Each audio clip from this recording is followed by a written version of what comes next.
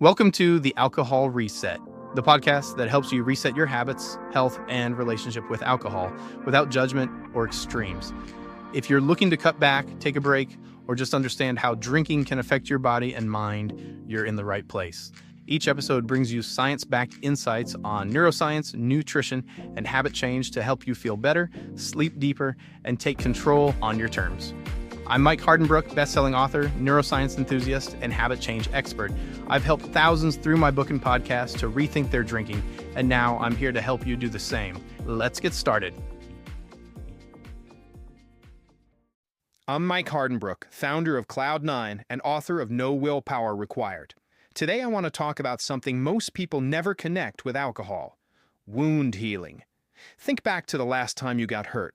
Maybe it was a cut while cooking, maybe it was a bruise from the gym, maybe it was a scrape, a dental procedure, or even a surgical incision.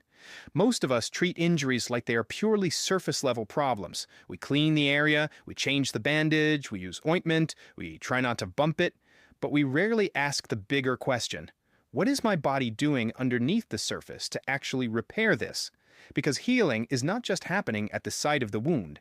Healing is a full-body process. Your immune system, circulation, sleep, hydration, hormones, nutrients, and liver all play a role. And that is where alcohol becomes a much bigger issue than most people realize.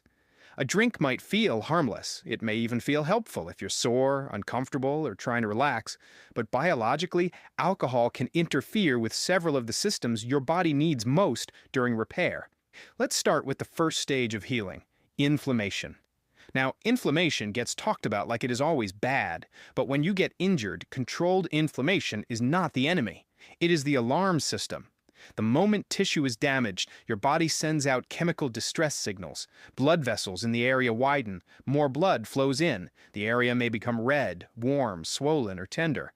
That is not random. That is your body opening the roads so immune cells can reach the injury.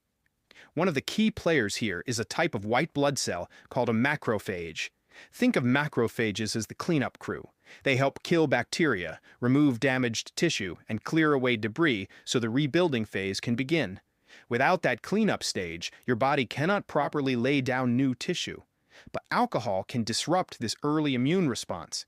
It can make immune cells less efficient at moving toward the injured area and less effective at doing their cleanup work once they arrive.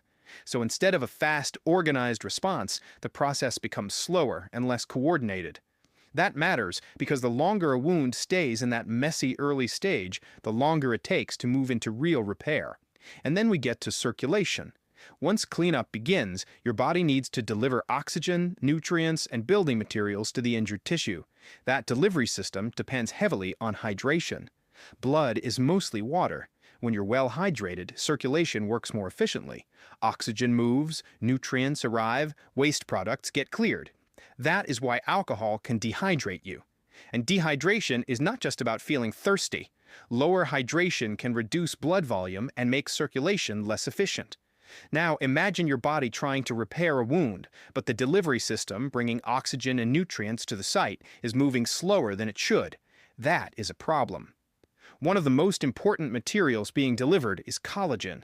Collagen is the structural protein your body uses to rebuild damaged tissue. It helps close wounds, strengthen repair, and create the framework for new tissue.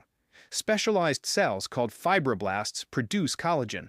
But fibroblasts are sensitive. They need oxygen, they need nutrients, they need hydration, they need steady circulation. When alcohol interferes with those conditions, collagen production may slow down. So now you have several things happening at once.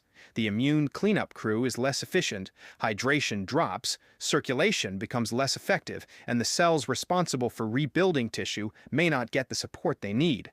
That's how a drink that seems completely unrelated to a cut, bruise, or incision can quietly affect recovery from the inside out. Now let's talk about one of the most important parts of healing: sleep. A lot of people think alcohol helps with sleep because it can make them fall asleep faster. And if you're injured or uncomfortable, that can feel tempting. You have a drink, you feel relaxed, you get drowsy, you fall asleep. But falling asleep is not the same thing as getting restorative sleep. Alcohol can sedate you, but it also disrupts the deeper stages of sleep your body depends on for repair. During deep sleep, your body releases important repair signals, including human growth hormone. Growth hormone helps with tissue repair, protein synthesis, and recovery. Think of it like the overnight project manager for rebuilding. But alcohol can reduce deep sleep and fragment the second half of the night. As your body metabolizes alcohol, your nervous system can rebound in the opposite direction. Heart rate may rise, sleep becomes lighter. You may wake up more often, even if you do not fully remember it. So you might spend 8 hours in bed and still miss some of the most important repair work your body was supposed to do overnight. And sleep is only one piece of the repair budget. Healing also requires energy, a lot of energy. When your body is repairing tissue, cells are dividing, proteins are being created, immune cells are working, and new structures are being built. That requires ATP, which is your body's cellular energy currency. One nutrient that plays a major role in energy production is vitamin B1, also known as thiamine. Thiamine helps your body turn food into usable energy, but alcohol can deplete thiamine and interfere with nutrient status. So at the exact time your body needs more energy for repair, alcohol may be draining one of the nutrients involved in producing that energy. Then there's glutathione. Glutathione is one of your body's most important antioxidants. When you're injured, oxidative stress increases. That's normal. Repair work creates metabolic waste, and your body needs antioxidant systems to keep that environment under control. Glutathione helps protect healthy cells and support recovery. But alcohol metabolism also creates oxidative stress. When your liver processes alcohol, it creates toxic byproducts that must be neutralized. To do that, your body uses antioxidant resources, including glutathione. So now your injury needs support, but your liver is also asking for those same resources to process alcohol. That is the bigger pattern here. Alcohol does not slow healing through just one pathway. It can affect immune response, hydration, circulation, collagen production, sleep quality, nutrient status, and antioxidant balance. Each one may seem small on its own, but together they can make recovery slower and less efficient. So what does this mean practically? If you're recovering from a cut, a bruise, a sports injury, dental work, surgery, or any wound that needs to heal, give your body fewer obstacles. Stay hydrated, eat enough protein, prioritize nutrient-dense foods, protect your sleep, and seriously consider taking alcohol-free days while your body is actively repairing.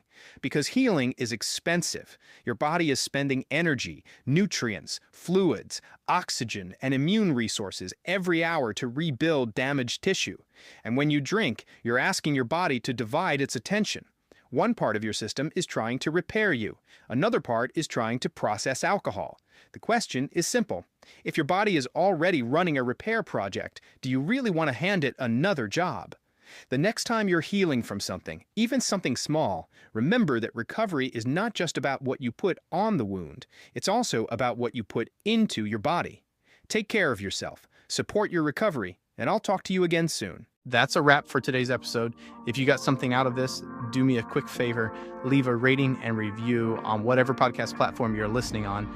It helps keep the show going and would mean the world to me. Got ideas, comments, or questions? Shoot me an email at mike@trycloud9.com.